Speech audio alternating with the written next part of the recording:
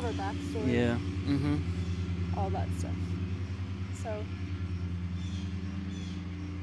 Yeah, I mean, we're just trying to be cool. Yeah. But also, this is more like people. We'll be able to look back on this and laugh, you know? Yeah. But also, I was thinking the other day, this is really helping us talk through what we're going through, work through it. Like, everybody who watches this, we want you to know, like, we're going through it right now. Like, if you're going through it, we're kind of going through it together. It's a growing podcast. Like, we want you to know we don't know everything. We're not trying to preach and make it sound like we have it all together. But we've gone through tough experiences, and the wisdom we gleaned from them, we want to share, you know? Because maybe you can try to practically practice the things we had to learn kind of the hard way. Maybe you can practice it in your life without having to cut ties with a job or security. It's really uncomfortable, but we're finding out that getting uncomfortable is a really good thing. So if you can manage your discomfort, give yourself enough discomfort from which to learn, you know, then the Lord doesn't have to do it for you. Yeah. You know. Not that, I mean, that's how the Lord would do it for you, but, you know what I mean? Yeah, that would be a learning opportunity for everybody. And know, like, if there's stuff we say and we end up being wrong about it or we're thinking wrong, we'll come back. We probably are say, wrong. Yeah. We're just talking. We're just figuring stuff out. And, yeah. Like, when you're listening, don't pretend you already have the answers. We're not pretending we have the answers. Yeah. We're walking, like, His word is the lamp unto our feet and the light unto our path. Everything apart from that is darkness. So we're walking through this unknowing wilderness, just leaning on Him, and until it is only He is what we use as the light. Like, we don't try to pretend that we already know, or pretend that we have answers, or pretend that what happened before can happen again, you know, like all that. Eliminate all those assumptions, presuppositions. You can't, don't make the same mistake I did and pretend that all the glory of God fits inside your brain. Yeah, you know everything. Yeah, that's impossible. In the past year, I'm sure you would say the same thing, but I have actually heard, oh no. Oh, I think I blinked right in time. Nice job. I see it. Where is it? Sorry, it's a gnat. I hate when gnats get mad. Is it on my eyeball? It's right on the cusp, like between, it's on your eyeball right now. Oh. Oh no. Oh, now it's against your eyelid. Which eyelid? The one you've been wiping. Okay. Oh, look down a little bit. Okay. Whatever, I don't feel it. Well, it's there. Okay. Do you want me to try to get it? Actually, yeah. Okay. It's right here. Can you try to grab it? Because I feel like, yeah. Oh, it's going deeper. Oh no, okay, that's actually good sometimes. Sometimes it What? Works its way out that way. Okay. I don't feel it. At least it didn't. It's in there. Sometimes they can bite you and then. Well, can you come here and look? I'm just looking into the sun now. Oh, look up. I can't look up anymore. Oh, there you go. Okay. No, all right, now it's right here. You can get it. I can't get it. I don't want to touch your eyeball. Oh, it's on your eyeball. Can I touch your eyeball? Yeah. I got it. Thank the Lord. Ooh. Okay. Ooh, okay. That actually really didn't hurt. Like, I didn't even feel it. Okay, well, good. And my hands were clean, so that's good. What was I saying now? That this year I've never experienced him talking to me so vibrantly than I ever have experienced my whole life. Vividly, Vibrantly. But yeah, so loudly. Viva la vida. Yeah. Like, I know... Oh, there they are. There's some ducks I can gather. I saw. I didn't want to say anything. But as to ruin the aesthetic. Very, bluntly. Like, I know it's him. There's no... He pops these things into my brain. Just quotes and stuff that makes... I would not be able to come up with them. Because I was trying to think of ways to explain things or understand things. Even at the gym, one time I was like, wait, I need to write this down. This is definitely from the Lord. And I think it's because we're taking time to grow and just take time for him, which has been really, really cool. But yeah. So the reason why we wanted to start a podcast was I listened to another podcast. I forget what it was. And I was on the way to my sister's house. And I just really felt God saying, I want you to start a podcast. I want you to do something like this. And I was like, really? Like, I feel like I have nothing to say. Or just, I don't know. I feel like I wasn't knowledgeable enough. Like, I didn't, have enough information. Yeah. But then he just put it on my heart. And it took us a while to get started. Like, we didn't know. I don't know. We never did a podcast before. Yeah, but so we're just doing it. Yeah. Just doing it and figuring it out. And we... Like, no one's watching this. Yeah, no, I think 3 people. Including us, I think. Right, yeah. It's you, me, and Sabrina, I think. And Steve. Steve watches too. I don't think so. Maybe the clips or something. But maybe. It doesn't matter. We're building a mountain. Yeah. You know? And I know we wanted it to be something... What we were experiencing in our life was a lot of people who claimed to know Jesus weren't living a life that showed that. There was a lot of... And how did you learn that? I think just because I realized that I needed to change drastically. And I was like, wait, why aren't these other people... Why have they stayed the same my whole life? I've never... Like, this is... Wait, the way I was taught to walk with God was actually self-centered? There's so much that was, like... Yeah. And not specifically taught by anybody in particular. No names, it's just nothing. I guess it's just the culture. Yeah. The Christian culture is very self-seeking, You did Christian school your whole schooling. I did Christian school from like preschool to middle school, and then I did public high school, which I am thankful for. I learned a lot there, but just about myself. But anyway, I just kept reading about how Jesus wants us to be radically different and just look different. And there's a lot of people that I look up to, and I was like, wait a second, you're kind of caring more about your earthly image than you are... Yeah, or how religious you look. Yeah, and when we say this, we're not saying, oh, look, we're so much different. It's just, I noticed the Bible said something, and there's a lot of people that weren't doing that. And I was like, well... Including us. Yeah. Well, it's kind of what I mean, everybody. That's why I was questioning it. Like, wait, something's off. Yeah. Am I crazy? Yeah. No, this is what Jesus says. And everyone's acting like they have... Like, everyone has their explanations for why it's not applicable to them, or... I can't do that. It would... Oh, right, yeah, I can't. Change my job, or it would... Well, I wouldn't be caring about my family if I actually did that. Yeah. It's like, oh, no, I mean, like, actually, what do you care, Yeah. What I actually care about is my relationship with God. Yeah. That's the only thing that matters. And so looking at, just looking at life through that lens... Yeah. Is really uncomfortable. And because, culture is not your friend. No. Culture is... Pretends to be. It's how it distracts you from your true identity. It's how sin distracts you from your true identity. Don't you want to be like everyone else? Don't you want to fit in? It's why Israel wanted a king instead of God to rule them. They wanted to be like their neighbors. Yeah. Because of the culture they were living in. It definitely wasn't helping them.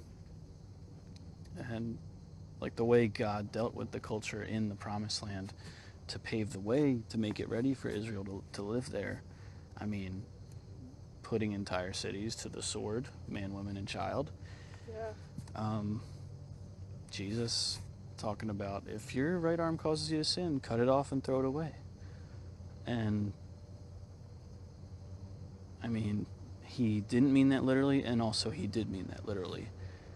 Like, because your relationship with the Father is that important that, like, if you were called to live your life as a cripple, make sure you honor God in that, because otherwise you're going to go to hell. Yeah. And I think we started, so back in 2017 was the first time that you went in the hospital for Crohn's. We didn't know what it was at that time. We just thought it was a weird something happened. And we ended up living our same life after because we just thought it was a... Oh, lifestyle? Lifestyle, like yeah. Diet and things? Yeah. We just thought it was, oh, you got some bacteria. Yeah, the doctors didn't know. Yeah. So we're like, At first, yeah. Then it happened okay, again. We don't know why this happened. You lost half your blood. Yeah. But we don't know why. Yeah. Then it happened again in 2020. And you were pretty much diagnosed with Crohn's, but it was extremely scary for you, obviously, but for me as well, watching you go through it. You were in the hospital for a week, I think, or a little more. 9 days. 9 days, yeah. And, went home on the 9th day. Yeah. And it was just seeing a loved one go through something that was like, it was traumatic. There's a lot, because it was so quick. It was like an acute thing. Like you were, it wasn't, I don't know, like I had health issues too, but my health issues were like slow, where it was just an everyday thing, a chronic type condition. Yeah. But when something is so hard hitting, yeah, and you're just rushed in the hospital and like things are happening and you don't know what, and the doctor's kind of pushing you to doing stuff, and it was just a crazy situation. And that is kind of when we started to change the most, I believe, because... Yeah, because it was obvious that, like, the doctors in the hospital weren't really there to help me. Yeah. They were there to, like, act like a cash cow coming to milk. And we know not every doctor's like that. Like, but it was so obvious that this is right. what happened to us, and it's like, people can get upset at us for saying that, but we lived it, we experienced it, and it was very obvious. Yeah, so in the hospital, I fasted the whole 8 days, and the nutritionist comes in to give me the first thing I'm going to eat in 9 days is like this milkshake. It wasn't even Activia, maybe it was Activia or something, Boost something. It was bad. Yeah, it was really bad. It was just a sugar milkshake with oils in it and vitamins, and it's like... Did it even have milk? No, it wasn't. It had to be dairy-free. It's in the hospital. So, that's when we were like, this is so this person, PhD in nutrition, is giving something this stupid. Yeah. Why would they do that? Well, they're actually not here for your good. They're there to make the hospital money. All hospitals are privately owned, for profit. So when you go to a place that, whatever. Yeah, it's just made us ask questions like, oh, if I go to the doctor that sells colon surgeries, they're going to suggest I get a colon surgery. Yeah. Which they did say you were very not colon, close, small intestine. Yeah, you were very close to. They were gonna go, yeah. Small intestine, or a lot of it. Mm-hmm. And we asked, like, okay, this is an autoimmune disease, and it affects. Yeah. So your what? gut. Right. So is it anything to do with what I eat? No, it has nothing to do with what you eat. It's like, oh, okay, that doesn't make any sense. Yeah. You can. Not that I know better. It's just I can eat whatever I want. They said those. And this is and this affects my digest. And then you look into it, and doctors don't learn about nutrition or digestion. They learn about how drugs react with the body, because the pharmaceutical companies that fund the universities need to sell pharmaceuticals. So we just found out it's this whole game, but before that, we wanted to explore every option before going on a lifestyle of medication. Yeah. And this medicine... Which is immunosuppressants and not fun. Right. And you have to stay on it for your life or else they stop working. Mm-hmm. So it's a great racket, honestly. And so we were trying different options like diet and things, and some doctors were okay with it. They didn't believe it would work, but they were okay with us trying it.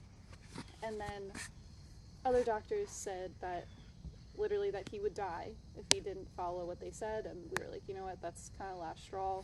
We're going to go on our own. Well, not just telling us we're going to die, which I would hope a doctor would tell me that, but like just Googling it says otherwise. And also, like, it's my life and it's my choice, you know, my body, my choice. Yeah. And we're not scaring you into... Yeah, not trying to manipulate me into doing what you want. Why do you want me to do this so badly? But anyway. Because I've been fine for 3 years now. Yeah. On just diet and lifestyle change. And we even had ultrasounds done, and it showed the damage was not there anymore. Right. Like the damage... Like it looked like in 4 months or 5 months or whatever, it looked like nothing happened. And there was obviously a lot of prayer too. We weren't that... I don't want to say, oh, it was carnivores, you know. I did it, you know. We weren't as strong in our faith at that point, but we still did pray a lot. It was just a bunch of things. But anyway, that really started to change our mindset with things. Like, we started to question things. We started to think outside the box and be like, maybe not, like, everything we're told isn't always right. We can think differently, and that's okay. And immediately after my hospital stay was when COVID hit, and it was funny. I was out of school for a week, and then I was back in school for a week, like teaching, and then the next week I think we were getting ready to go home for the 2 weeks to slow the spread, and that ended up being the rest of the school year. But yeah, I think there was like a week or 2 weeks between me coming home from the hospital and everything getting shut down. Yeah. And then COVID obviously affected everybody. Yeah, and the way the government handled it and how the people reacted to the way the government was handling it was like just asking a lot of questions. Like, well, wait, what happened to everything? You know, people are hoarding toilet paper, and like, what if instead of running out of toilet paper, we ran out of food? You know, like then you start thinking about all the systems that you are not consciously, like you're unconsciously relying on.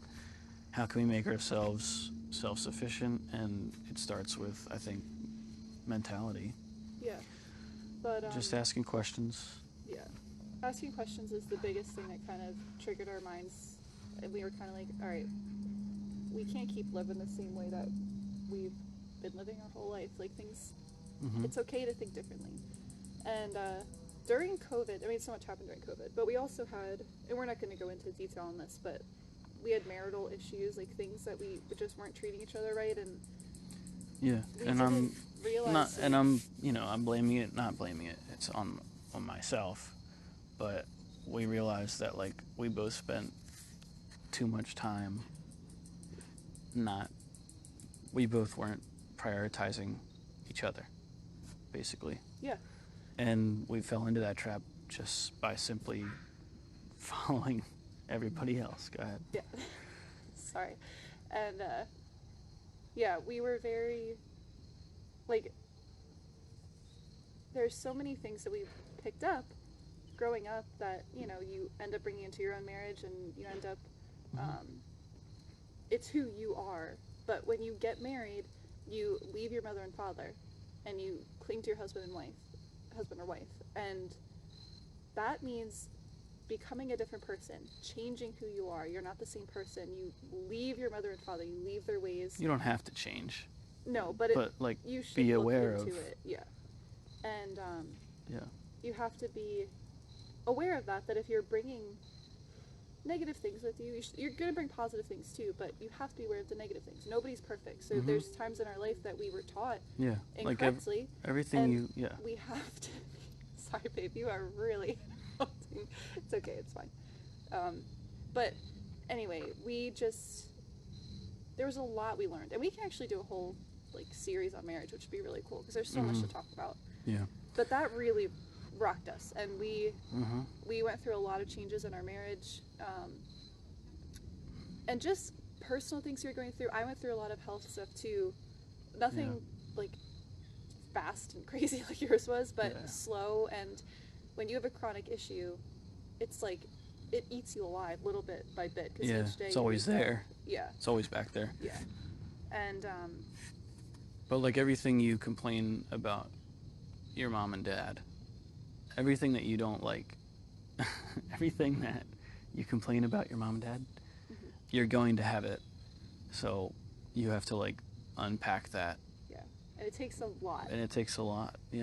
Of working on each other, like sharpening each other, listening, I'm gonna change it. There's still some time, but the sun changed, so I might as well change it early. Okay, sounds good. And when we come back, more on whatever we were talking about. Okay, we are off. When the sun goes down.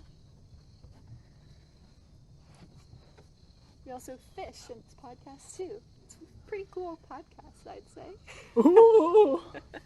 Also, the lighting, if you watch the video, my camera only lets me record for 30 minutes, which is actually nice in this situation because I had to change with the lighting, but now it's going to look like it's a different day, I guess, because it's going to look so much brighter. Whatever, who cares?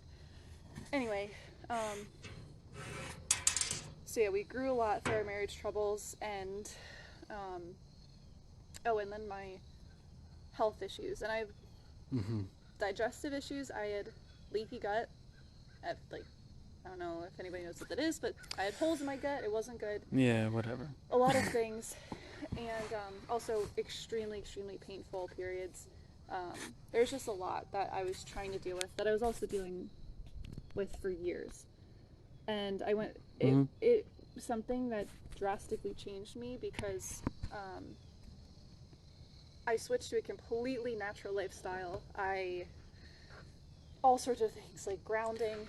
We ate mostly products. Yeah, mostly animal-based diet.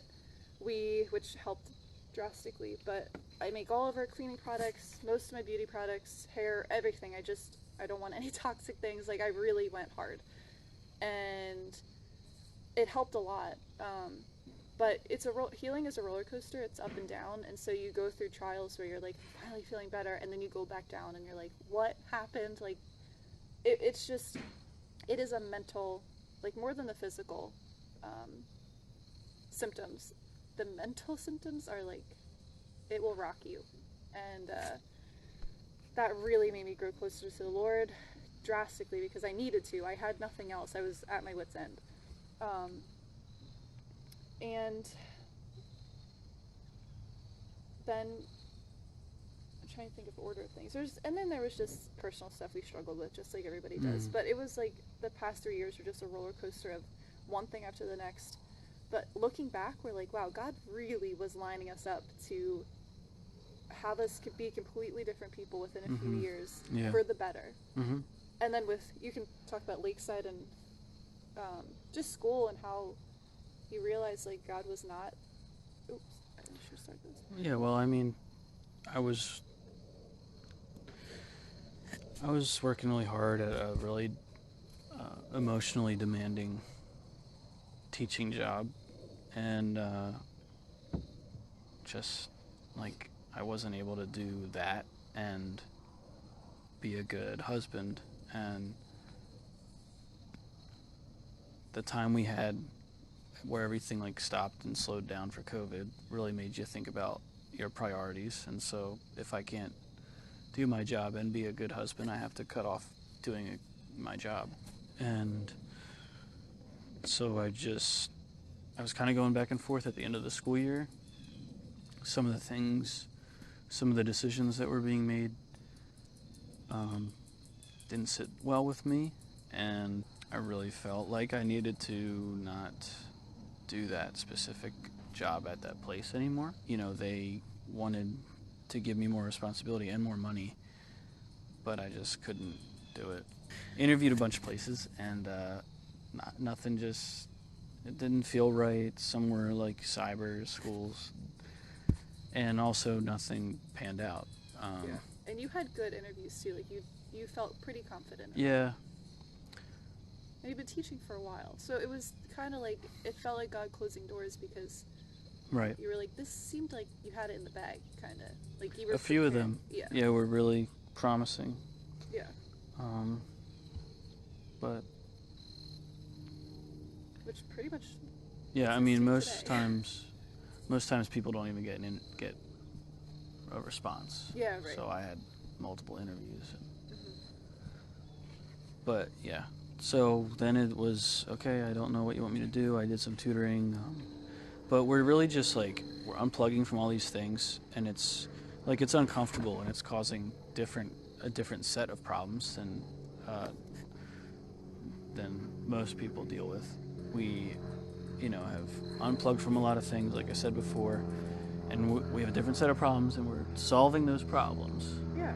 And coming out in better appreciation and more closer to glorifying God in everything we do.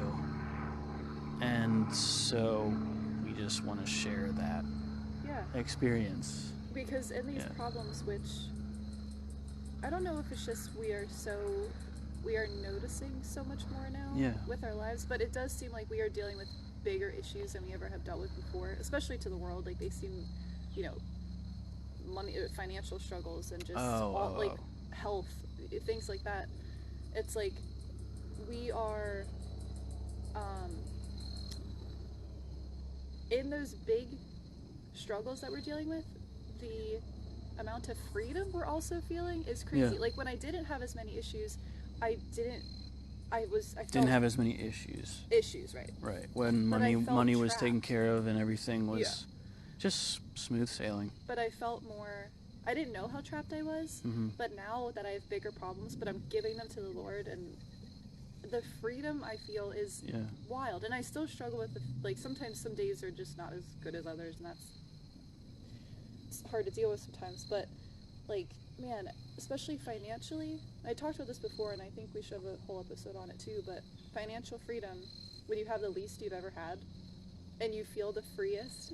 Yeah. When we, I always, tithing, for instance, I was always a little bit, I always tithe, but I was okay, I don't really want to, I should save this, whatever.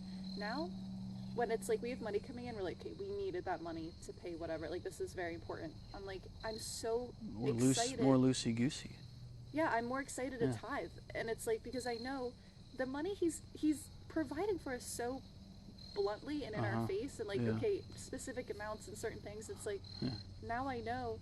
It's well, I'm gonna give this back to you because this is clearly from you. And it's not mine. Yeah. You're providing 0% of it is mine. So the fact that you're only asking, just like the other episodes I talked about, we are completely taken care of, and he is just proving that over and over and over. And I want to that's one huge reason for this podcast, is I want to tell people, it is true. I grew up my whole life as a Christian, and I didn't believe it. I didn't even know. I was never told how real this is. But in order to actually experience it, you have to dive in head first. You have to die. You have to die. You have to die. Die to self. It's literally the only way. And it's scary, and the process is hard. But man, if you keep relying on the Bible, on His Word, and reading Bible verses, and just telling yourself, it might not seem like He's here right now, but I promise you He is. You just have to hang in. Yeah, knock and keep on knocking. Yeah. Seek and keep on seeking. It's very real. And I just want to shout it from the rooftops. Yeah. I really do. Yeah. I've never experienced this before. But it's because I'm giving up myself. Yeah. And I'm actually fully relying on God. Do you remember those frog? You talked about that before, and I was oh yeah, I remember frog, yeah. And it's a little tree frog, and he's it says FROG, fully rely on God. That's so funny. But again, disrupt the comfort you have to disrupt your comfort. If you're living this comfortable life, like there's nothing wrong with comfort necessarily. No. But when your whole life is comfortable, and you think you provided that comfort, and you get stale. Yeah. And that's not anything that God does not call anybody to dry staleness. Yep. And you can even get stale working in full-time ministry. Oh yeah. You know, and you get like, oh, it's year 37 now, and not that, you know, that's great. I'm not saying everybody. Okay, whatever. No, you can get stale in those situations. Yeah. Because you're doing the same thing over and over again, and you become like just a skeleton, dry bones. And I grew up always hearing the term lukewarm, but I never really thought I was, because I didn't really ever, I guess I didn't take time to actually think of what lukewarm was. Mm-hmm. And now I'm realizing how dangerous it is to be lukewarm. It will rob you. Like, your life is completely, it's not. Yeah, it's where Satan. I'm learning too, and I never thought of it this way. Again, I grew up thinking the goal is heaven. Okay, I'm saved, I'm going to go to heaven. That's the goal. Yeah. So now I'm good. All right. Like, now what? Heaven's a wonderful, amazing part of all of this, but he brings heaven down to earth for us. We can experience that here, and that's something that we should strive for. That's what he wants us to strive for and be like. And so when you're lukewarm and you go your whole life thinking, I said this prayer and now I'm saved, but when the time comes, well, one, you're not experiencing heaven on earth, which is incredibly important, and Jesus wants that, so you can spread that to other people. Right. But also when the time comes and it's like, well, this is it, there's no looking back. Like, if you just spent your whole life being lukewarm and you actually don't know him. Yeah, and Jesus says, many will say to me on that day,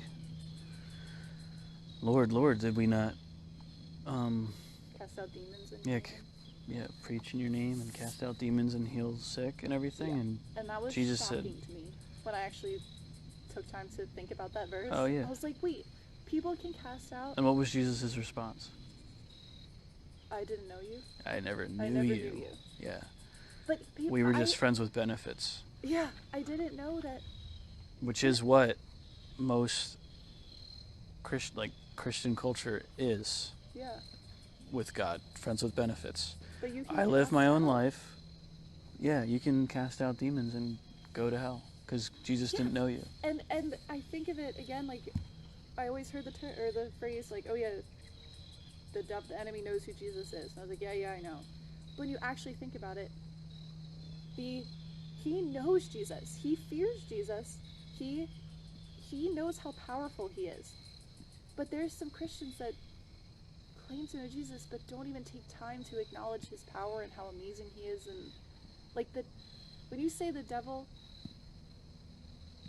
knows who Jesus is, that is powerful, because there's some people that don't even know who he is but claim to know him. Like, the devil knows who Jesus is. To me, that's shocking, because it's like, a lot of people can say, oh, well, I know Jesus, I believe he died on the cross. Well, so does the enemy. You have to be the enemy was there. Yeah, you have to be different. Yeah. Like, if the enemy knows the same thing, what just makes knowing you it, exactly. Just knowing it doesn't get you anywhere. No, and just praying once a day or at dinner. It's like he wants to redeem you, like everything about you right now, so you can be with him. And all you have to do, you can be. Let's just say yes. As vulnerable, like, he wants you to be vulnerable. He wants you to come to him and say, I am not okay right now. I need help with this. Or even question him if you're struggling. You can say, why 100%. Are you doing this to me? What's going on? Those things are okay. Yeah. So many people are like, I can't do that to him. Yeah, you can. He wants you to be honest and open and vulnerable. But you have to, the whole point is, in doing that, say, I want to be like you. Change me to be like you. Right. Disrupt my comfort. I don't want this anymore. I'm confused. I don't get it. I can't understand it right now. But I still know you are the goal in this. And I just need you to direct me to that, because I'm oneness with you Yeah. is the goal. Yeah. Yeah. Yep. You don't need to be perfect. You have to strive to be, but you're not going to be, and Jesus knows that. But come to him with everything. But that is the command. That's the command, yeah. Be perfect as your heavenly Father is perfect. Yeah. And the only way you can do that is if you die to yourself and allow him to live through you. Yeah. There's no other way to obey that command. Yeah. Yep. Yeah. So that's why we want to do this. Yeah. And why we want to share. Where the name came from. And maybe it'll help you. Yeah. But because we kind of wish. But it'll be helpful to us. Oh yeah, I wish we went through this earlier. Yeah, but at the same time, so thankful that it happened when it did. You know, we wouldn't. There's a whole plan. Yeah, it wouldn't be. Yeah. Yeah. Yeah. Nice. I don't think I have anything else to say. No. I want to get some more casts in. So. Go ahead. Oh, there's that little white duck there. Oh yeah. Or actually, very large duck. All right. Yeah. So I guess the passages we looked at today were Matthew 7. Oh, yeah. I don't know. I just was saying part of verses, and I didn't write any down, like, to reference back to. Yeah. Or refer back to. Gotcha. Okay. We've kind of kept going over the same verses. Yeah, which is great. Yeah. All right. Yep. Let's stop it. Cool, huh? Yeah. All right, honey. All right, honey. We can stop it now.